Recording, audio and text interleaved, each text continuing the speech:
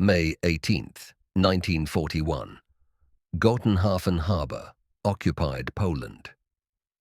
The morning sun glinted off the steel hull of the battleship Bismarck as she prepared to slip her moorings and head into the Baltic Sea. On the bridge stood Admiral Gunther Lutyens, commander of the operation, his face weathered by decades at sea, but his eyes sharp with confidence. He checked his watch, nodded to Captain Ernst Lindemann, and gave the order. The greatest warship Germany had ever built was about to sail into legend. What neither man knew was that within 9 days, their mighty ship would lie broken on the floor of the Atlantic Ocean, and with her would die the myth that Britain's Royal Navy had lost its edge. The Bismarck was a monument to German engineering and ambition. She measured 823 feet from bow to stern, longer than 2 football pitches placed end to end. Her beam stretched 118 feet, wide enough that American docks couldn't accommodate her. She displaced over 50,000 tons when fully loaded, making her one of the largest battleships afloat. But size was only part of the story. Bismarck's armor was legendary. Her belt armor was 12.5 inches thick, angled to deflect incoming shells. Her deck armor added another 4 3/4 inches of protection. Her turrets were shielded by 14 inches of solid steel. Engineers boasted that no British shell could penetrate her vitals. Her firepower matched her protection. 8 15-inch guns sat in 4 massive turrets, 2 forward and 2 aft. Each gun could hurl a shell weighing 1,800 pounds, almost 22 miles. When they fired in unison, the blast could be heard across the horizon. The shells themselves were engineering marvels, designed to punch through armor before exploding deep inside enemy ships. Bismarck also carried 12 5.9-inch secondary guns, 16 4.1-inch anti-aircraft guns, and dozens of smaller weapons. She was, in the words of one German admiral, a floating fortress that could sink anything afloat and outrun anything she couldn't sink. The German Naval Command had poured enormous resources into Bismarck and her sister ship Tirpitz. Construction began in 1936 at the Blohm & Voss shipyard in Hamburg. Over 3,000 workers labored for 3 years, using 50,000 tons of steel and countless miles of electrical wiring. When she was launched in February 1939, Adolf Hitler himself attended the ceremony. Nazi propaganda hailed her as proof of German superiority, the ship that would break Britain's stranglehold on the seas. German officers, especially those who had served in the First World War, remembered the humiliation of Scapa Flow, where the Kaiser's high seas fleet had been scuttled rather than surrendered. They remembered the Treaty of Versailles, which had limited German naval power to a shadow of its former strength. Bismarck represented revenge. She represented a new German navy that would challenge Britain's centuries-old dominance.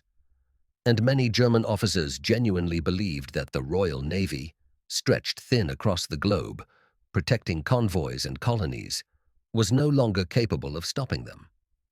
Admiral Lutyens had studied British naval tactics extensively. He knew their strengths and weaknesses. Britain had more ships, yes, but they were scattered. The Mediterranean fleet was battling the Italians. The Far East fleet was watching Japan. The home fleet, based at Scapa Flow in Scotland, was powerful but aging. Many of their capital ships dated back to the First World War. HMS Hood, their pride and joy, was launched in 1918. 23 years old. How could such relics compete with a modern battleship like Bismarck? The German plan, codenamed Operation Rheinübung, was straightforward but audacious. Bismarck would sail from Gotenhafen with the heavy cruiser Prinz Eugen as escort. They would break out into the North Atlantic through the Denmark Strait, the narrow passage between Iceland and Greenland.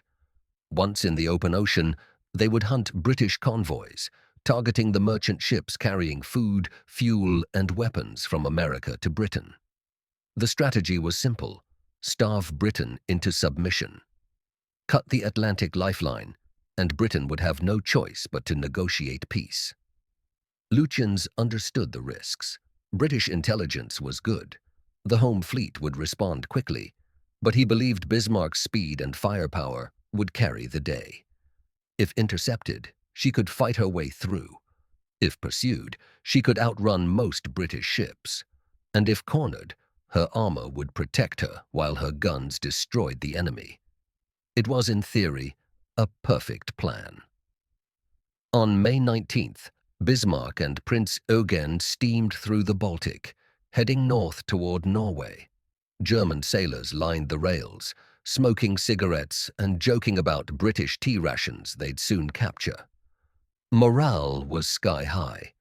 Many of the crew were young, in their late teens or early 20s. They'd grown up hearing about German naval humiliations. Now they were part of something historic, a mission that would restore German pride. But British intelligence was already watching. A Swedish cruiser spotted the German ships and reported their position. Swedish intelligence, quietly sympathetic to the Allies, passed the information to London. The Admiralty immediately ordered photo reconnaissance. On May 21st, a British Spitfire flew over Bergen Fjord in Norway and photographed Bismarck anchored there, refueling. The photos reached London within hours. The hunt was on. Admiral Sir John Tovey, commander of the British Home Fleet, faced a monumental challenge. Bismarck could break out through several routes: the Denmark Strait between Iceland and Greenland, the Iceland-Faroe Gap, or even north of Iceland through the Arctic ice.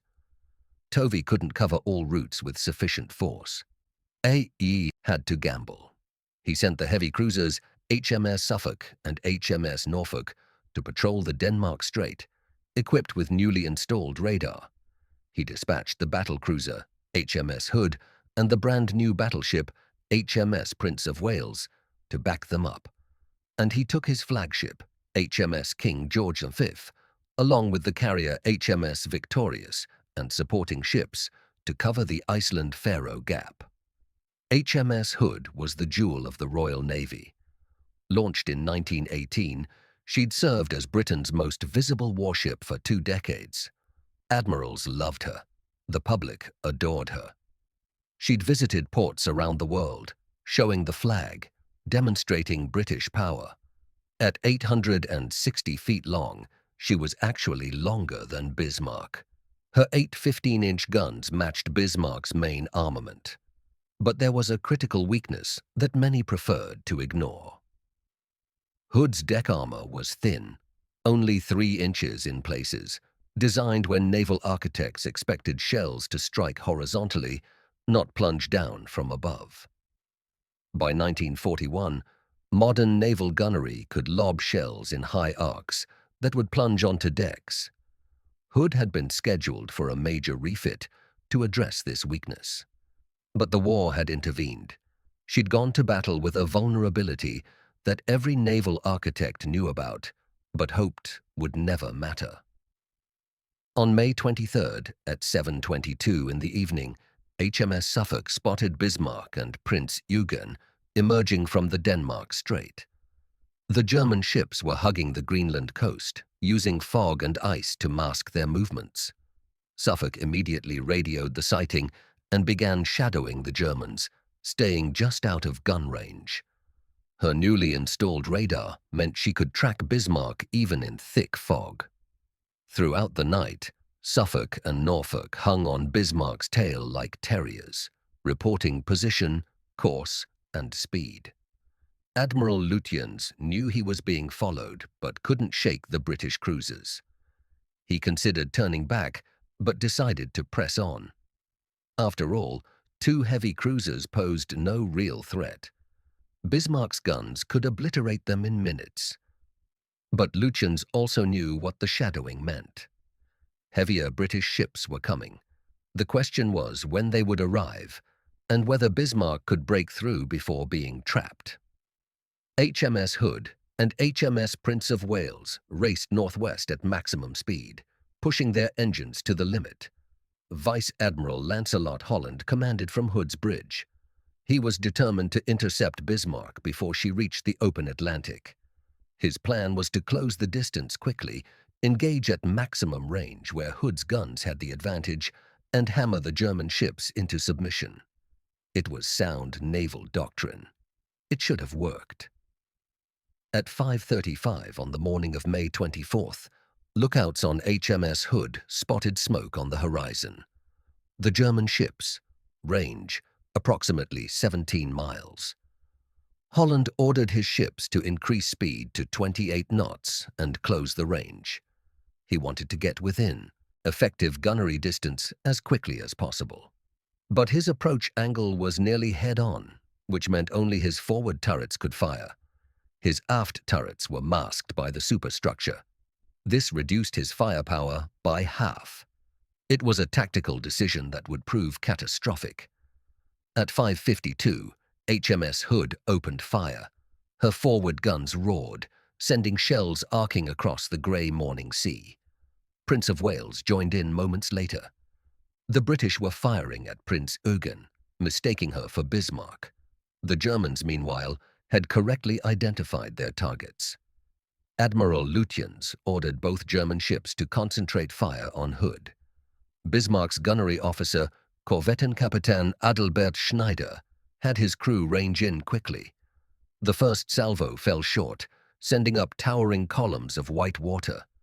The second salvo was closer. The third salvo straddled Hood, with shells landing on both sides. The gunners were finding their target. At 5:55, Holland realized his error and ordered both ships to shift fire to Bismarck. But by then the range had closed to approximately 12 miles, well within Bismarck's optimal gunnery range. Her gunners were among the best trained in the world, and they were hitting their stride. On Bismarck's bridge, officers watched through binoculars as their shells landed closer and closer to Hood. Then, at exactly 6 o'clock, a salvo from Bismarck scored a direct hit. What happened next shocked both sides. A massive explosion erupted from Hood's aft section near the mainmast. Flames and smoke towered hundreds of feet into the air. Seconds later, an even larger explosion tore Hood apart. Her magazines had detonated, releasing thousands of tons of explosive force in a single catastrophic blast. The ship's back broke. Her bow and stern rose into the air as the middle section disintegrated. Within 3 minutes, HMS Hood, the pride of the Royal Navy, slid beneath the waves. Out of 1,418 men aboard Hood, only 3 survived. Ordinary signalman Ted Briggs, able seaman Bob Tilburn, and midshipman William Dundas were on the bridge when the explosion occurred. They were blown into the water by the blast. 2 hours later, the destroyer HMS Electra found them clinging to debris, nearly dead from cold. The rest of Hood's crew went down with the ship. The loss sent shockwaves through Britain. If Hood could be destroyed so quickly, what chance did any ship have against Bismarck? HMS Prince of Wales continued the fight alone. She was the newest battleship in the Royal Navy, commissioned just 3 months earlier. Her 10 14-inch guns were mounted in a new quadruple turret design. In theory, this gave her devastating firepower. In practice, the guns were plagued with mechanical problems. The ship had sailed with civilian technicians still aboard, working to fix the teething issues. Now, in the middle of a desperate battle, those problems became fatal. Prince of Wales fired, salvo after salvo at Bismarck, but her guns kept jamming. One turret would fire, then jam. Another would get off a few rounds, then malfunction. Out of all her guns, only a handful were working reliably. But even with malfunctioning guns, Prince of Wales managed to hit Bismarck 3 times. The first shell struck Bismarck's bow, passing completely through without exploding, but creating a large hole on both sides. The second hit underwater, bursting a fuel tank and flooding compartments. The third struck near the waterline, causing moderate flooding. These hits, especially the fuel tank damage, would prove critical. But Prince of Wales was taking heavy punishment in return. Bismarck and Prince Eugen pounded her with accurate fire. One shell smashed through Prince of Wales Bridge, killing or wounding nearly everyone there except Captain John Leach. Another hit destroyed her radar. Another smashed a crane and boats. With Hood gone, his guns malfunctioning, and shells raining down, Captain Leach made the painful decision to disengage. At 6:03, Prince of Wales laid smoke and withdrew from battle. It was the right decision. Had she stayed, she would likely have joined Hood on the seabed. For a brief moment, Bismarck's crew celebrated. They'd just sunk the most famous warship in the Royal Navy and driven off a modern battleship. Sailors cheered. Officers shook hands. Captain Lindemann radioed Berlin with the news. German propaganda would have a field day. But Admiral Lutyens remained somber. He understood what the British wouldn't accept. Hood's loss virtually guaranteed Bismarck's doom. The damage from Prince of Wales's shells was worse than it first appeared. The hit on Bismarck's bow had severed pipes and contaminated fuel tanks. Oil was leaking into the sea, leaving a visible trail. More critically, flooding in the bow had cut off access to 1,000 tons of fuel oil. Bismarck was losing speed. Her maximum speed dropped from 30 knots to 28. Her fuel situation was becoming critical. The original plan to hunt convoys in the Atlantic was now impossible. Lutyens made the hard decision: abort the mission and head for Saint-Nazaire in occupied France for repairs. This decision sealed Bismarck's fate. By turning toward France, Lutyens was heading into a trap. Every hour that passed allowed the Royal Navy to position more ships in his path. The British Mediterranean Fleet was ordered north. Battleships from convoy escort duty were diverted. Every available destroyer, cruiser, and aircraft carrier was mobilized. The Royal Navy, stung by Hood's loss, was out for blood. The order from the Admiralty was simple and direct: sink the Bismarck. Throughout May 24th, British cruisers continued shadowing Bismarck. HMS Suffolk's radar kept constant track despite fog and distance.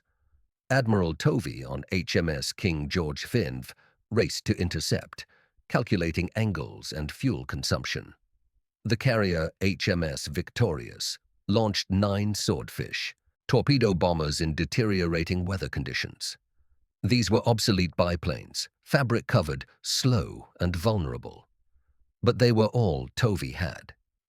At 11:30 that night, the Swordfish found Bismarck and attacked through fierce anti-aircraft fire. One torpedo struck Bismarck amidships, causing minor flooding but no critical damage. The attack, however, showed Lutyens that British carrier aircraft could reach him even in the open ocean. During the night, Lutyens made another fateful decision.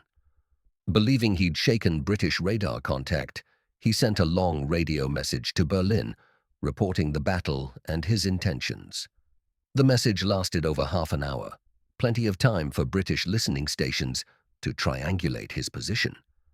The Admiralty plotted Bismarck's location and course. Now they knew where she was heading. The trap could be set. But then British luck ran out. In the early hours of May 25th, Suffolk lost radar contact. Bismarck had slipped away. For 30 hours, the Royal Navy had no idea where she was. Tovey ordered ships to search in every direction. Aircraft scoured the seas. Nothing. Had Bismarck turned back to Germany? Was she heading south to France? Had she simply vanished? German morale soared. They'd escaped. The British had lost them. Saint-Nazaire was less than 1,000 miles away. With luck, they'd make it to the safety of French ports and land-based air cover. But Lutyens made one more error. On May 25th at 10:30 in the morning, he sent another long radio transmission. Again, British listening stations triangulated his position. The Admiralty now knew Bismarck was heading for France. The pursuit resumed. At 10:30 on the morning of May 26th, a Catalina flying boat spotted Bismarck. The pilot, Flying Officer Dennis Briggs, and his co-pilot, an American naval observer named Ensign Leonard Smith, were flying out of Northern Ireland on a routine patrol. Through breaks in the clouds, they spotted a large warship. They descended for a closer look. Bismarck's anti-aircraft guns opened fire, peppering the Catalina with shrapnel, but Briggs got his sighting report off. Bismarck spotted, heading southeast, approximately 700 miles from Brest. The carrier HMS Ark Royal, part of Force H from Gibraltar, was within striking range.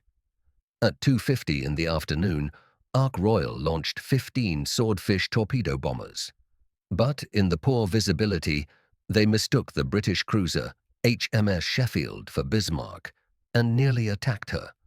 The mistake was caught at the last moment, but it was an embarrassing close call. At 7:10 that evening, Ark Royal launched a second strike of 15 Swordfish. This time there would be no mistakes. The Swordfish crews flew through appalling weather. Rain lashed the fabric wings. Wind buffeted the slow biplanes. Visibility was measured in yards. But they pressed on, knowing this might be the last chance to stop Bismarck before she reached the safety of French air cover. At 8:47, they found her. Bismarck's anti-aircraft guns opened up, filling the sky with fire. The slow-moving Swordfish seemed like sitting ducks, but their very slowness became an advantage. Modern anti-aircraft systems were designed for fast aircraft. The slow, weaving biplanes confused German gunners. Shells burst behind them. Tracers arced wide. The Swordfish attacked from multiple directions, dropping torpedoes at close range. Most missed. Bismarck maneuvered skillfully, turning to present her narrow bow to incoming torpedoes. But at 8:49, one torpedo, dropped by Sub-Lieutenant John Moffat, struck Bismarck's stern. It was a 1,000,000-to-1 shot, hitting the worst possible place. The torpedo explosion jammed Bismarck's rudders, locking them at 12 degrees to port. Damage control parties tried desperately to fix the problem. Divers went over the side in freezing water. Engineers cut hydraulic lines, trying to free the jammed mechanism. Nothing worked. Bismarck could only steam in a slow circle to port, unable to steer toward France, unable to maneuver. Admiral Lutyens knew the end had come. He radioed Berlin, "Ship unmaneuverable. We shall fight to the last shell. Long live the Führer." Throughout the night, Bismarck steamed in helpless circles while British ships closed in. Destroyers harried her through the darkness, launching torpedo attacks that further damaged her but failed to sink her. German sailors got no rest, manning guns through the long night, knowing dawn would bring the British battleships. At 8:47 on the morning of May 27th, HMS King George V and HMS Rodney opened fire at a range of 12 miles. Rodney mounted 9 16-inch guns, the largest in the Royal Navy. King George V had 10 14-inch guns. Together, they hurled tons of high explosive at Bismarck every minute. The German battleship fired back, her guns still working despite the damage. Her first salvos were accurate, straddling Rodney. But with her steering gone and her ship listing to port, accurate fire became impossible. And the British were relentless. Rodney closed to within 4 miles, firing almost point blank. Her shells smashed through Bismarck's armor like a hammer through glass. One salvo destroyed Bismarck's forward turrets. Another knocked out her fire control. A third struck her bridge, likely killing Admiral Lutyens and Captain Lindemann. Fire swept the superstructure. Shells detonated inside her hull. By 9:31, Bismarck's main guns fell silent. By 10 o'clock, she was a burning wreck, dead in the water, listing heavily to port. The heavy cruiser HMS Dorsetshire closed in to finish the job. At 10:20, she fired 2 torpedoes into Bismarck's starboard side. At 10:36, she fired a third into the port side. At 10:39, Bismarck rolled over and sank.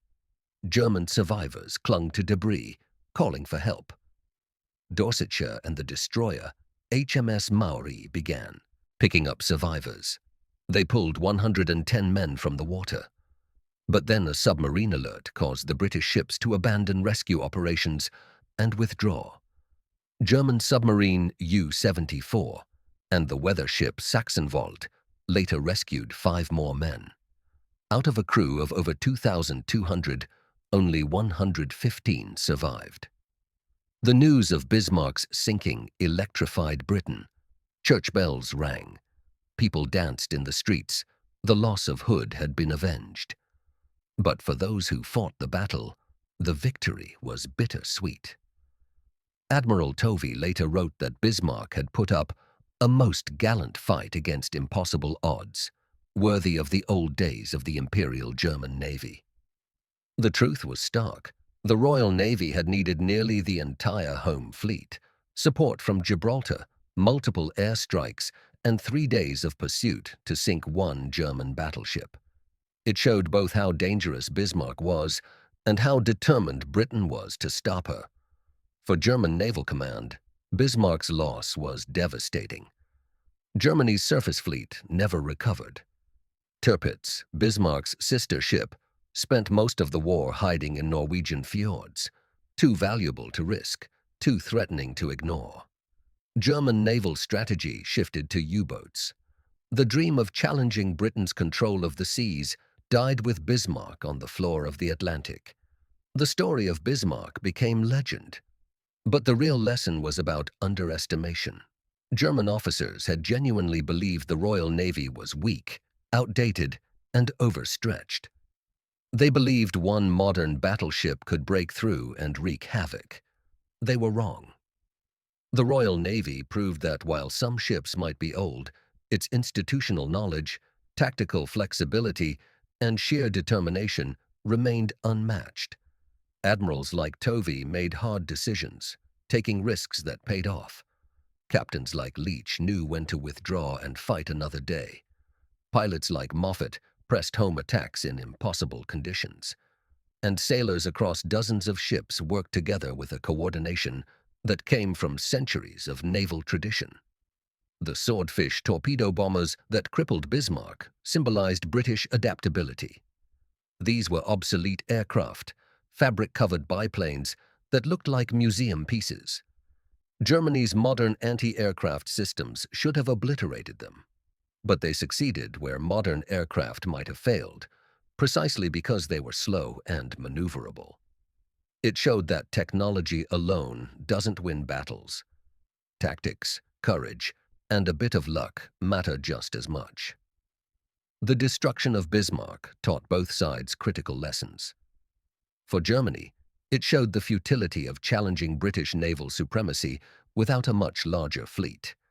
Building 1 or 2 super battleships wasn't enough. Britain could marshal overwhelming force when necessary. For Britain, it showed that modern German engineering was formidable and that complacency could be fatal. Hood's loss demonstrated that old ships, no matter how famous, needed modernization.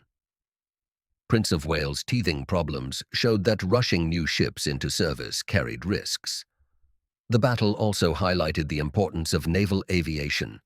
Swordfish aircraft from Victorious and Ark Royal played crucial roles in tracking, attacking, and ultimately crippling Bismarck. The age of the battleship was ending. The age of the aircraft carrier was beginning. Within 4 years, American and Japanese carriers would fight battles where opposing fleets never saw each other, all strikes delivered by aircraft. Bismarck's sinking was an early sign of this transition. For the men who fought, the battle remained vivid for the rest of their lives. Ted Briggs, one of 3 survivors from Hood, spent years dealing with survivors' guilt. He'd lived while 1,400 friends and colleagues died. Baron Burkhard von Müllenheim-Rechberg, one of the few senior German officers to survive Bismarck's sinking, wrote extensively about the battle, trying to understand what went wrong. John Moffat, the pilot who dropped the critical torpedo, remained modest about his achievement, insisting it was luck as much as skill. The wreck of Bismarck was discovered in June 1989 by oceanographer Robert Ballard, the same man who found Titanic. She lies 15,600 feet below the surface, approximately 400 miles west of Brest. The wreck is remarkably intact, sitting upright on the seabed. Her armor, once thought impenetrable, shows the scars of dozens of shell hits. Her turrets lie scattered around the hull. Schools of fish swim through corridors where sailors once worked. The ocean has claimed her, but her story endures. German officers who mocked Britain's weak navy learned a hard lesson in May 1941. The Royal Navy was stretched thin, fighting in multiple theaters, protecting convoys across thousands of miles. Many ships were old. Resources were scarce. But when challenged, when a threat emerged that had to be stopped, the Royal Navy mobilized with a speed and determination that shocked its enemies. Over 36 warships hunted Bismarck. Hundreds of aircraft searched for her. Thousands of sailors worked around the clock to bring her to battle. This wasn't weakness. This was strength channeled with ruthless efficiency. The pride of the German Navy, built at enormous cost, crewed by skilled sailors, commanded by experienced admirals, lasted 9 days in combat operations. She sank 1 British battlecruiser, damaged another battleship, and evaded pursuit for 30 hours. But in the end, she went down under overwhelming force, a testament not to British weakness, but to British resolve. The mockery turned to respect, then to silence. The Royal Navy had spoken. The seas belonged to Britain still,